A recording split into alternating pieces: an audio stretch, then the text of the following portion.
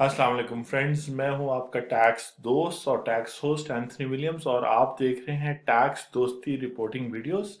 और इस वक्त हम हैं पंजाब रेवेन्यू अथॉरिटी पीआरए की वेबसाइट पे। और पंजाब रेवेन्यू अथॉरिटी का मकसद है कि जो सर्विस टैक्स है, जो लोग सर्विस प्रोवाइड कर रहे हैं, उनसे कलेक्ट करें।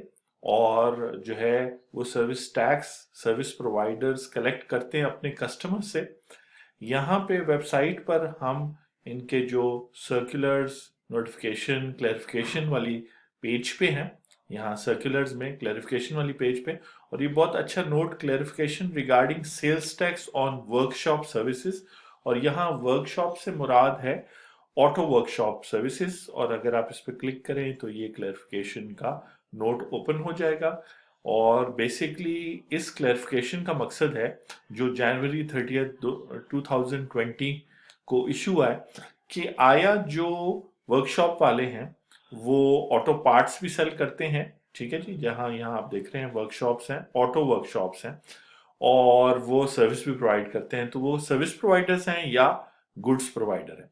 तो पहले तो इसका स्ट्रक्चर देख लेते हैं लेटर का, कि जो है सब्जेक्ट ये पूछा गया है, किसी इनके सेक्शन ऑफिसर ने पूछा कि जी आप बताएं कि आया ये जो sales tax on workshop services है ये चार्ज होंगी कि नहीं। तो ये है, वो बता रहे हैं कि जी आपका लेटर है और उसमें आपने पूछा कि services provided by auto workshops are chargeable at the rate of 16%। और ये सीरीज नंबर 38 दिया हुआ है सेकंड शेड्यूल का। तो जो लोग हमारी टैक्स दोस्ती की वीडियोस पिछले वीक से फॉलो कर रहे हैं, आज है 14 मार्च 2020।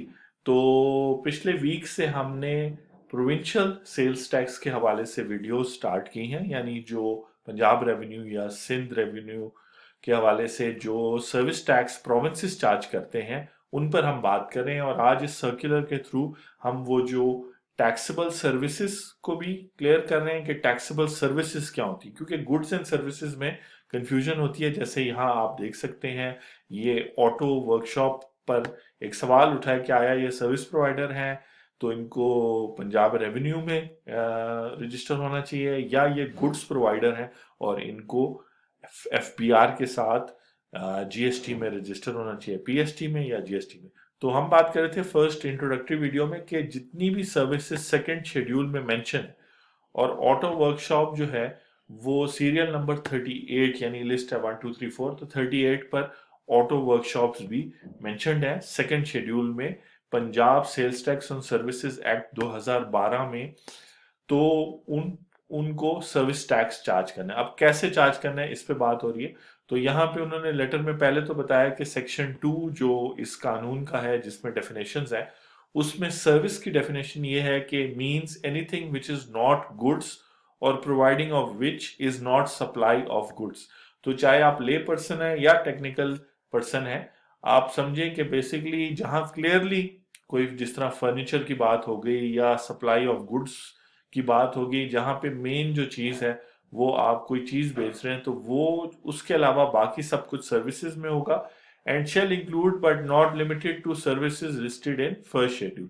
तो ये बेसिकली कह रहा है कि कानून में, इस कानून में फर्स्ट शेड्यूल है जहां पे सर्विसेज की एक लिस्ट है, लेकिन वो सर्विसेज जो सेकंड शेड्यूल में लिस्टेड है वो टैक्सेबल सर्विसेज है। और यहाँ पे एक क्लैरिटी दी है, यानी हम बात करें सबसे पहले डेफिनेशन की, जो क्लॉज 38 में है सेक्शन 2 के इस कानून के, कि अ सर्विस शैल रिमेन। और याद रखें कि एक्सप्लेनेशन का मकसद होता है उस डेफिनेशन को मजीद क्लियर करना, एम्बिग्विटी को दूर करना। और यहां से आपको अंदाजा हो रहा है कि इन्होंने कैमरे से शायद ये तस्वीर खींची है और अपलोड की है।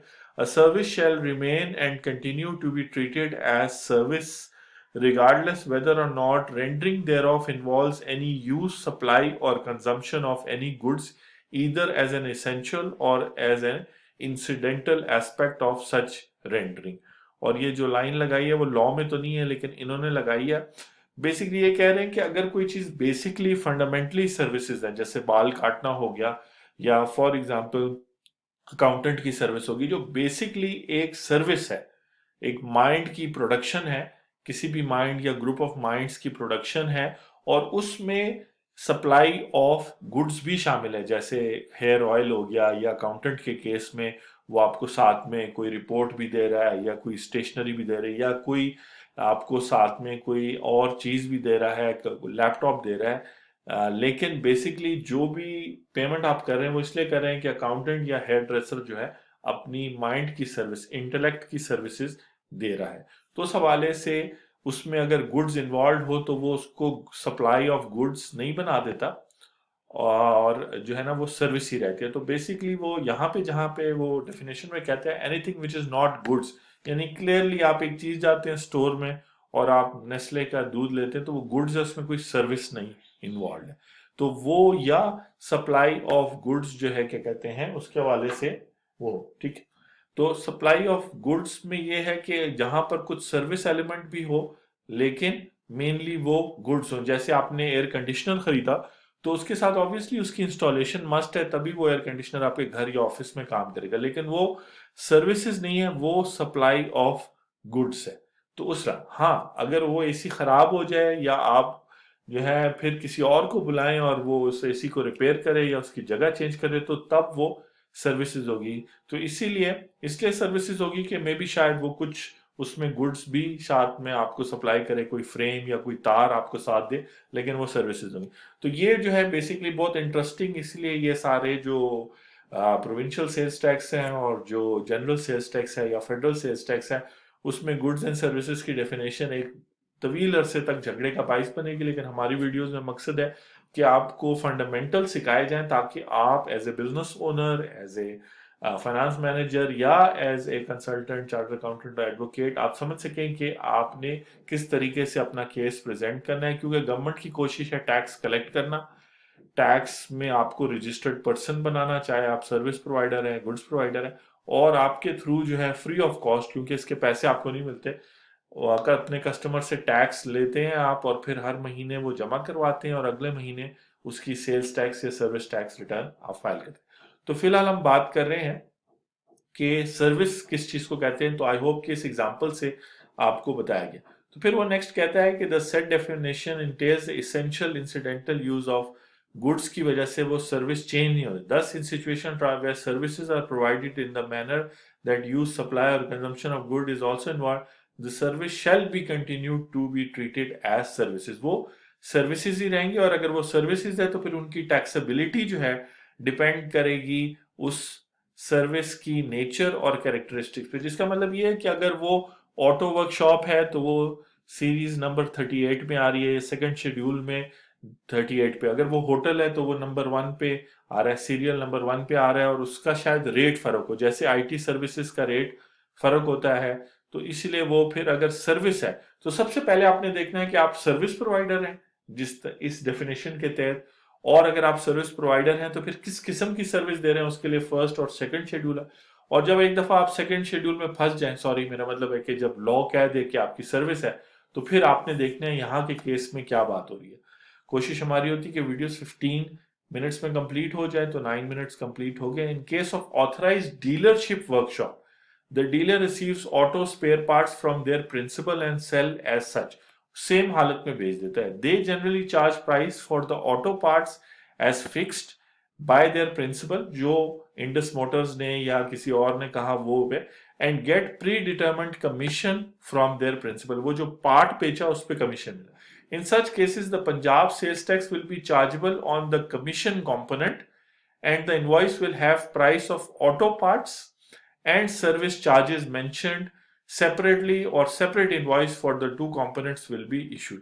अब ये क्लैरिफिकेशन है, इसका मतलब है कानून ये नहीं कह रहा, कानून ने तो एक स्टैंडर्ड तरीका बता दिया आपको, और उसके अंदर सिर्फ ये सेकंड और फर्स्ट शेड्यूल नहीं है, उसके जो डिफरेंट सेक्शंस हैं, पंजाब रेवेन्यू का चाहे कानून हो, सिंध का हो, केपीके का हो, बलूचिस्तान का हो, या आईसीटी का हो, तो बेसिकली वो आपको जनरल बुक कीपिंग भी बताता है। इसीलिए अकाउंटिंग बहुत जरूरी है। अगर आपने जो है वो करना है वीडियो अपना अपनी प्रॉपर कंप्लायंस करनी है पंजाब रेवेन्यू के कानून के साथ, तो जो है आपने उसमें वो करना है, प्रॉपर बुक कीपिंग करनी है। ये सबसे इंपॉर्टेंट बात है, क्योंकि देखिए अब जितनी भी ऑटो वर्कशॉप्स हैं जहां पर कोई बुक कीपिंग नहीं हो रही और इनवॉइस भी कभी जनरेट हो रही कभी नहीं, तो उनको प्रॉब्लम होगा। अगर वो रजिस्टर होंगे तो उनको फिर क्या करना है, जो कमीशन वो कमा रहे हैं वो उसके लिए सेपरेट या तो इनवॉइस बनाएंगे, या उसको सर्विस चार्जेस या किसी और नाम से उसको सेपरेट करेंगे, और वो जो ऑटो पार्ट की कॉस्ट है उसको वो सेपरेट करेंगे। ठीक है ना जी। और उससे ये होगा कि आप सिर्फ और सिर्फ 16% उस कमीशन पोर्शन पे चार्ज करेंगे, क्योंकि वो सर्विसेज हैं जो आप प्रोवाइड करें। आगे चलते हैं उसके अंदर। और एक सेकंड, जैसे वीडियो शूट कर रहा हूँ, एक मिनट आप बैठे। अच्छा, इसमें यह है कि वो कहता है other auto workshop only keep a very limited inventory, they usually identify replaceable part which the customer are at liberty to purchase from motor invoice only for service charge. तो वही बात करें, डिफरेंट सिनेरियोज भी हैं फिर auto workshop में, कि जब आप जाते हैं तो कौन सा पार्ट चेंज हो रहा है। इस पे फिर ऑब्वियसली इस वीडियो में नहीं, लेकिन फिर आपसे डिटेल में डिस्कशन हो सकती है। अगर आप ऑटो वर्कशॉप चला रहे हैं, ऑटो वर्कशॉप में फाइनेंस और अकाउंट्स देख रहे हैं, तो इस टॉपिक पे सर्कुलर पे बात हो सकती है, क्योंकि ये लॉ नहीं है, ये जो क्लैरिफिकेशन है, बल्कि ये जो है आपको हेल्प करने के लिए। तो इसकी एक सर्टेन इंटरप्रिटेशन है, वो डिफरेंट भी हो सकती है। और अगर आपके अगेंस्ट जा रही है, यहाँ कोई चीज ऐसी है जो आपको आपकी टैक्स लाइबिलिटी बढ़ा रही है, तो फिर वहां पे प्रोफेशनल्स जैसे टैक्स दोस्ती है, चार्टर्ड अकाउंटेंट्स हैं, एडवोकेट्स हैं, वो स्टेप इन कर सकते हैं, आपको हेल्प कर सकते हैं। लेकिन ये अवेयरनेस आपकी होनी चाहिए। सेक्शन 7 कहता है dealing with valuation of taxable services, the value. जाहिर बात है कि जब आपने अब आप देख लिया कि आप सेपरेट करेंगे सर्विसेज के पार्ट को और गुड्स वाले पार्ट को, क्योंकि आप एक कॉम्पोजिट सर्विस प्रोवाइड कर रहे हैं जिसमें गुड्स भी शामिल हैं और सर्विसेज भी शामिल हैं। तो value of taxable services is the gross amount of consideration in money including all federal provincial taxes, duties if any which the person providing a service receive from the recipient. तो इस हवाले से जो है, अगर आप देखें, वो कानून कह रहा है कि वो जो आपकी सर्विस वाला पोर्शन है वो ग्रॉस होगा, और वो उसके अंदर वैल्यू में टैक्स शामिल होगा, फेडरल और प्रोविंशियल सारे टैक्सेस शामिल होंगे। और इस एनालिसिस के मुताबिक एक fine rule for assessment of Punjab sales tax on auto workshop service can be drawn for guidance. Then again ये कानून, ये गाइडेंस क्या है कि where the goods component of a transaction is not separable, distinguishable from the service ultimately provided. In case of paint and other chemicals used in denting painting, the whole value will be chargeable to sales tax on service. अब देखें, इन्होंने इस letter में पहले कानून बताया, फिर अपनी रीजनिंग बताई, और अब एक लॉजिकल कंक्लूजन पे पहुंचे कि अगर आप गाड़ी पेंट करवा रहे हैं तो पेंट करवाने की जो पेंट की कॉस्ट है वो इतनी कम होती है कि ज्यादा जो है महारत आपकी सर्विस की है कि किस। और वैसे भी ऑटोमेटिक मशीन के थ्रू नहीं, हाथ से हो रही है। लेकिन अगर मशीन के थ्रू भी हो रही है, अब देखें वो बहुत सारी और कानूनी बातें हैं, लेकिन वाइंड अप करना है इस वीडियो को, 15 मिनट्स कंप्लीट होने लगे, कि अगर आप हाथ से करें तो उसमें मैनुअल लेबर कंपोनेंट ज्यादा है, 75-80% मैनुअल सर्विस है, और 20% उस पेंट की कॉस्ट है जो लग रही है। तो फिर तो आप पूरी उस पे कर देंगे। और जहां पे गुड्स अलग हैं, कोई आप पूरा गियर बॉक्स चेंज कर रहे हैं वो है, तो फिर आप उसको सेपरेट करेंगे। वो कहते हैं in case where goods do not form an inseparable distinguishable part, तो फिर Punjab will be confined only to service charges. तो गियर बॉक्स को लगाने के लिए ऑब्वियसली टाइम लगा, उसको एक्सपर्टीज लगी, तो वो जो बिल है उस पे सर्विस टैक्स होगा। तो बुक कीपिंग आपने ऐसे करनी है। इस वीडियो को कंक्लूड करते हैं कि आपने अपने अकाउंट्स इस तरह मेंटेन करने के, जब इनवॉइस इशू करेंगे तो आप क्लियरली या तो मेंशन करें, एक डिटेल्ड इनवॉइस करें जो बड़े वर्कशॉप्स करते हैं, और अगर आप एक छोटे वर्कशॉप है तो फिर जो सर्विस चार्जेस हैं वो सेपरेटली करें, और उस पर 16% चार्ज करें। जो गुड्स वाला कंपोनेंट है, जहां गियर बॉक्स वगैरह टाइप चीजें हैं जो क्लियरली डिस्टिंग्विशेबल हैं, सेपरेट है, उसकी कॉस्ट अलग से चार्ज करें। और फिर ऑब्वियसली जो फिटिंग के चार्जेस हैं वो भी सर्विस है, और वो जो आप कमीशन कमा रहे हैं उस गियर बॉक्स को बेचने पे, वो भी सर्विस है, तो उस पर करें। देन अगेन ये कानून नहीं है, इनकी सजेशन है। तो आप देख रहे हैं टैक्स दोस्ती वीडियोस, मैं हूं आपका टैक्स दोस्त और टैक्स होस्ट एंथनी विलियम्स।